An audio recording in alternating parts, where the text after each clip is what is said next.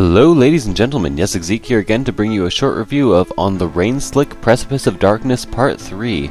Now this is a game that a lot of people did not think would ever come into existence, and that's because the company who wrote Part 1 and 2 actually dropped it after it was made, and it's been picked up again by the same people who made Cthulhu Saves the World and other such games. So they've changed styles entirely from what they were before, and they used to be kind of modern day action RPG-ish. I guess it was still turn-based, but you know, graphics were a bit better, it was rendered in 3D, and it's changed into basically Final Fantasy VI style RPG, and I think that they've done a really good job with it.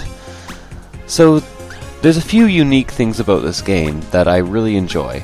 The first isn't actually that unique, so I'm not sure why I said that. It's the wait, command, and act bar you see up at the top there. That bar tells you exactly when everyone's going, and later on when you get abilities to shift through the bar, it shows you exactly who's going in what order. This allows you to focus more on the strategy of the fight instead of just kind of mashing buttons every time a command button comes up. I'm not a huge fan of the active time system that a lot of RPGs go for these days.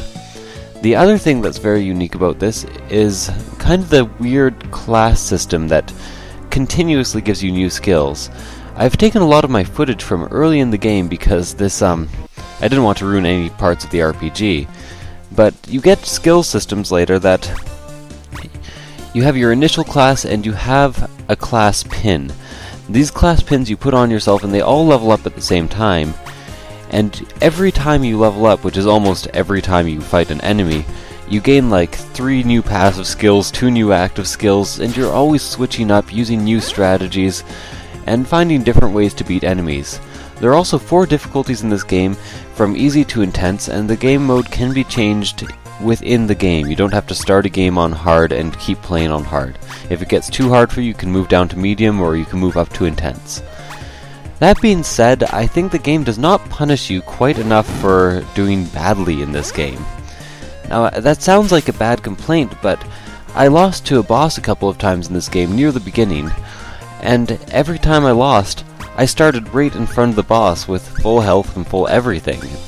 Just not much punishment. Some other unique features that this game has is that items replenish after each battle, and that you actually get upgrades to the item count that you can use each battle. So does your health, and so do any dead party members. So it's a game taken one fight at a time. You don't have to worry about maintaining your health, you don't have to worry about crazy inventory management in between gameplay sessions. So, pros, I'd go with fun game to play, great sense of humor, all you'd expect from a penny arcade game. For the cons, I'd possibly put in that there isn't a punishment for not doing well in the game. You can just fail indefinitely and nothing will happen to you. And also that there might be a bit too much to choose from in terms of class.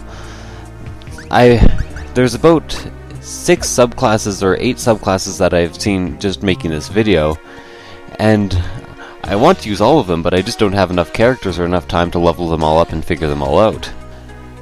But I'd say the game is very much worth getting. If you're a fan of Penny Arcade, if you're a fan of RPGs, if you're a fan of Final Fantasy VI, you will really enjoy everything this game has to offer. Anyways, thank you for watching. This was Yessik here again with a review, and I'll see you guys next time.